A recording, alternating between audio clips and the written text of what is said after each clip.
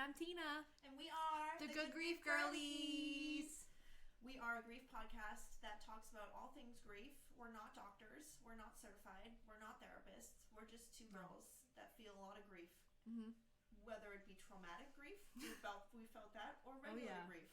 We felt that. We felt it probably all combined between the two of us. For sure.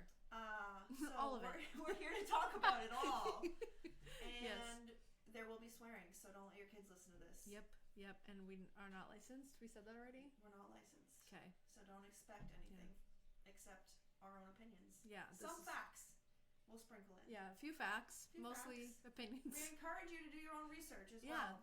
We don't think we know everything. No. But we do know some things. And we start off every episode lighting our candle. Mm-hmm. Our grief candle. You want to hold that light? Yeah. Cool. It just, candles represent a lot of different things, and for Tina and I, it just feels really nice to have a candle lit when we're talking about grief. Yeah. It feels like, for me, the people that we're talking about can be close to us easier with having a candle. I feel like leave it there, maybe. Fire channels. Fire is definitely powerful. It's used in every culture and every different way. Today is acceptance. Yeah. The last stage of grief. Mm-hmm. We've been talking stages of grief to get you all introduced to our podcast, to kind of talk about more what grief is, all the different levels, rather than just, this is grief. This is grief, and this is what's going on, and this is how you should feel about it. Right. So we kind of tried to break it down by the stages. So the last stage we're going to address is acceptance. Yeah. And I feel like we've learned a lot, too. Like, I've learned a lot about grief, like, from going through all learning all the phases. Yeah. For sure. There's always more to learn. You're never done learning about grief. No, definitely not. And so with acceptance, a lot of people think like, okay, this is like the end and now I'm healed and everything's fine and I feel great. Not the case. Not the case. Unfortunately. And acceptance could even be stage 1.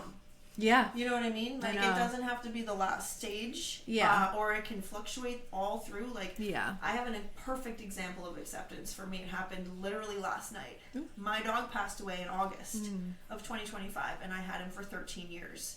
And my husband and I and our other dog and our cat were all laying in bed, and I was like, all I want is my dog. Yeah. I just want him right here. Yeah. And I do not accept the fact that he's dead. I do not accept. Yeah, no. Like, what the fuck? Unacceptable. Yeah. No. Unacceptable. Like, yeah. And it's almost been, I don't know, a year. Like. Yeah. But I'm still like. Yeah. I do not accept this. Yeah. No. It's definitely like acceptance is more in this situation with grief is kind of like you're just accepting the fact that your life is not going to be the same anymore. Yeah. Not so much as that everything is back to normal and fine. It's like your life is different. It's never the same. You're a changed person. Mm-hmm. I think, like the vocabulary definition of acceptance kind of trains our brain to be like, okay, and then move on. Yeah. You've accepted it and move on. Yeah. And I feel like people expect people to get here way quicker. And then also, like you said, like, and we're moving on from this. Like, oh, shouldn't you be over that? Right. And that is just the audacity I felt when people would like, and even still hit you with the, oh, that still bothers you. It still bothers you? And it's like, well, clearly you've never experienced this like insane grief. Never. Yeah. Never. Yeah. Because no one talks like that if they've been through grief. Absolutely not. Yeah. Yeah. Hopefully, if you've never experienced grief, this podcast will help you teach you how to talk to people who've been through grief. Because honestly, too, that's another really hard thing. Oh my God, yeah. Talking to people without, like, before I experienced grief, I would just, like, not talk about it. Yeah. No, but, for sure. No, there's a right way and a wrong way to talk about two people that are grieving. Yeah. And hopefully you'll learn a little bit from this, too. Yeah. So I saw this clip the other day from, like, Princess Diaries. Okay. And it was like, so obviously like, the main character, Mia, her dad died. Mm-hmm. And, like, she was, like, with her best friend, Lily. And Mia was like, oh, like, I'm sad about my dad or whatever. And, like, Lily's like, wait, you're still, like, upset about that? He died, like, what, like, a year ago? Dude, like, yes, like, that scene has always been so whack. Like, what? I was like, wait. I thought you were over that. Wait, I thought you were over that. Girl. Bitch. Bad friend. Yeah, Lily was kind of a shit friend in that movie. Sorry. No, like, she was. Very selfish. Yeah. She's like, oh, come on my talk show instead of, like, doing something else. Boring talk show. Well, she She was a date. I know, she's on a date with the hot guy. Yeah, with the most popular guy. I mean, obviously. I think you and I would probably bail on each other too.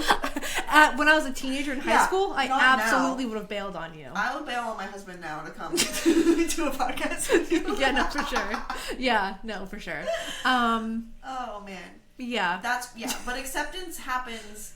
It can happen really quick. Yeah. But generally, it's not. And it might happen really quick, and then, like, you're, like, now backtracking and, like, going through other things, too. So it's kind of, like, how you get there. Yeah. You know? When my brother told me my dad died, I remember, like, the floor falling out, and I was just like, yep. Makes sense. Tracks. Yeah. Like, weirdly, but it was just like, okay. Yeah. Done. Yeah. There was no, like, looking or searching. Or, it was just like, that's the reality of it. Yeah. And he's gone. Yeah, and then you feel all the things. Yes. It's so weird. Yes. Yeah. So, yeah, everyone experiences it, like, so differently. Totally different. Yeah. Yeah. I don't know. But, like, and it comes with, like, relationships, too. Like, I was thinking the other day about how, so our friend passed in 2019, and then a bunch of us went to Kentucky for a EDM show for New Year's Eve. And I had broken up with a guy I had been with for 5 years, like, that like previous day or something. My God, yeah. And I was like fully accepted. Yeah. Fully accepted. Oh, yeah. Get the fuck out of that apartment. Yeah. I don't want to talk to you. I don't miss you. Yeah. Fully accepted. I also feel like with that, it's like you, like, most of the time you leave the relationship mentally. Women do. Women leave it mentally way before they do physically. Yeah, that's very And true. you were very much over that. And then he still didn't get out. And then he still didn't leave. But it's fine. It's past. It's in the past. Yeah. Yeah, no. Same with, like, other grief. It's just kind of like you accept it and then you're just like, but I still miss them. Or, like, whatever, you know, friendships, relationships. Yeah, I think that's what we've talked about like before. Like, when you leave jobs or relationships, situations like that, it's mostly just the people that you bonded with. Yeah. And if it's a real bond, you'll stay friends. Right. I'm friends with people that Same. I haven't worked with since 2020, and we're still closer than ever. I know. Like me and my friend Allie. Yeah, true. And Gabby. Yeah. Gabby just called. I know. We were just on the phone. we just talked to Gabby. And I never see her, but we're still friends. Yeah. And so, I mean, you keep the bonds that you want, but like accepting like a relationship you didn't want to end. Yeah. Like, I remember the one and only time I was dumped, I was like, rude. What? I do not accept this. I do not accept being dumped. I dump you. Yeah.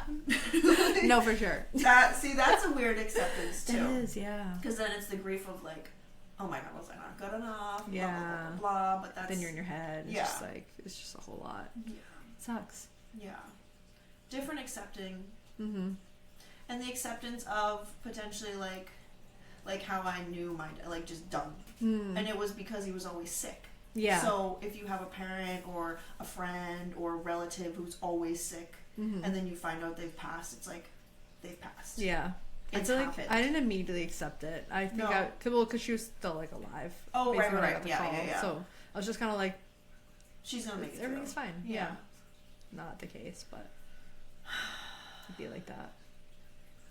I have this weird, correct me if I'm wrong, but it seems like a lot of people, maybe 50 and above, will go to the hospital for something major and not tell you until they're safely back at home. I do see that happening a lot, and I feel like they don't want their people to worry.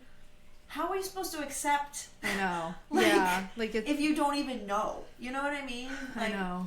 I don't see that as protecting loved ones. Yeah. I see that as like being afraid. You know what I mean? Yeah. Like, some people might frame it in their head as like, I just don't want to bother anyone. But right. Like, and it's like, why would you feel like you're a bother? Yeah. I know. I wouldn't feel like a bother. I make everything known to my friends. If I'm going to the hospital, like, people are knowing. Yeah. Probably. I say that now. You're me, maybe not actually. He's kind of bad about letting us know when things are I know. going down, but we all have each other's location. Right. You could see my location was like at a hospital and be like, What's ma'am? happening? Yeah, fuck. Or bedtime routine of checking where everybody checking is. my Sims, make sure they're all in their respective places. Tucking in. Yeah. I feel like Anthony would probably tell people. Oh, yeah. He's better about that stuff than I am. Yeah. I hope so. Yeah. Yay. But yeah, no, I totally get that. Accepting, there's lots of different types of accepting too. Yeah. Like you can angrily accept something. Yeah, like I hate this, but like I guess it is what it is. Yeah. You know? That's, I feel like, me always. I'm just like, what the fuck ever. Like, it is what it is. At this point, I can't even fucking change it, so. Just like pissed about it, but like it's fine. Well, pissed is a secondary emotion too. Oh yeah, true. You know what I mean? Because like actually you're really sad. I know. Yeah, you're right. So acceptance too can help you trace emotions. Yeah. Or if you can't accept it. Yeah. Like if you like I know it sounds crazy, but like sometimes I'm like, no, my dog is not dead. Yeah. Like, no, he's dead. No, he's dead. But like a part of me is like, but he's in your heart. Right. Yeah, he lives on through you. Yeah. So I mean, it's, and I struggle with that because I know obviously he's not alive anymore. I know. But like part of me just really, really is clinging to that like comfort, I guess. Yeah. Yeah. So maybe therapy is in order for some acceptance.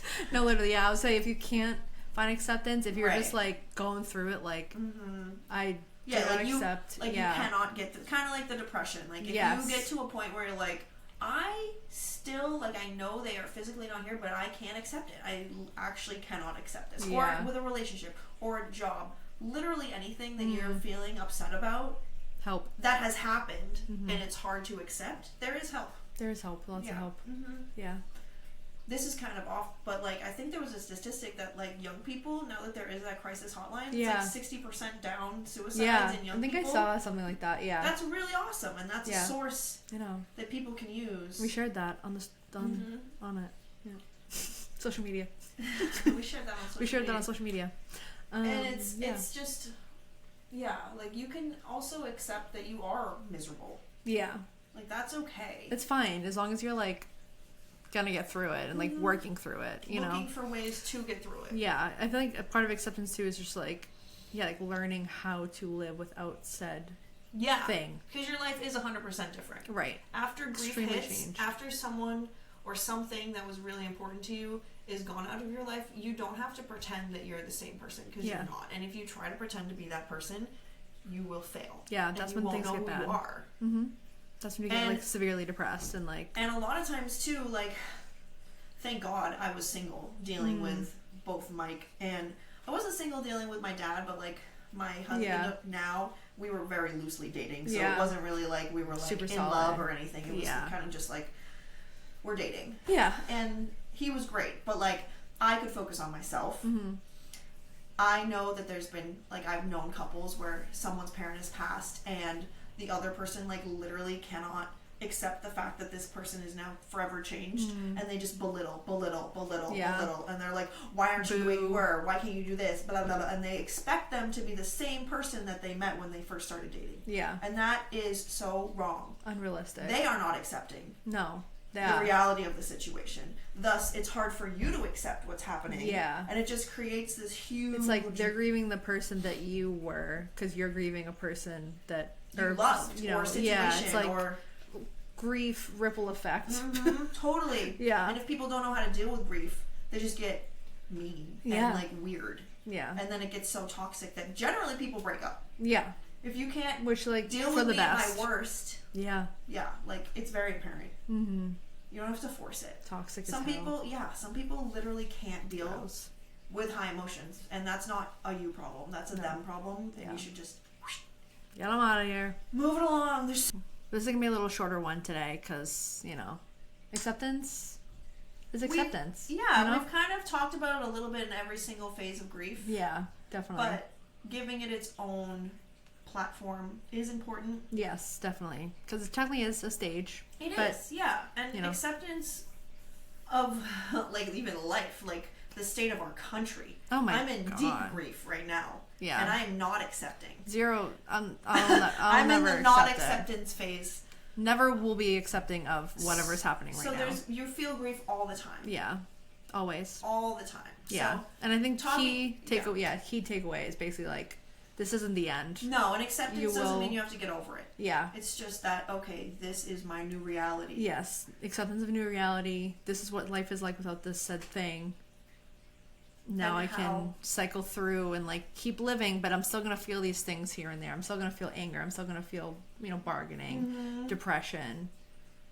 What else is there? Delora just went over all of them. I don't remember. I'm sorry. We'll cut that part. Fuck if I know.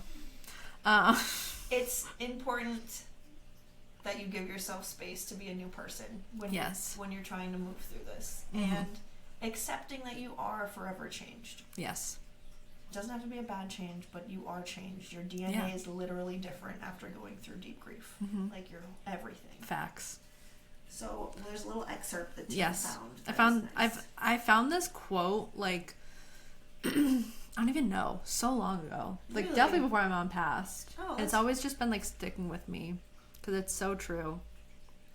Okay. It says, grief is like glitter. You can throw a handful of glitter into the air, but when you try to clean it up, you'll never get it all. Even long after the event, you will still find glitter tucked into corners. It will always be there somewhere. Yeah, that's actually a really, really good way of saying it. Yep. Literally, if you've ever dealt with glitter, you know. That shit does not go away. Eventually, kind of, it's like, oh. Yeah. Oh, there's it's a like razzle dazzle. Right, and then you look at the glitter and you're like, oh, that really fun thing, cool time happened. It reminds you of the happy times. Yeah, instead of it being like devastatingly sad. Yeah. I think eventually you move into a point where grief makes you feel like I'm thinking of this person now in a better way than whole. Yes. More whole. Yeah. Because they're with you. Yeah. Yeah. Exactly. Instead of like, it's like fresh.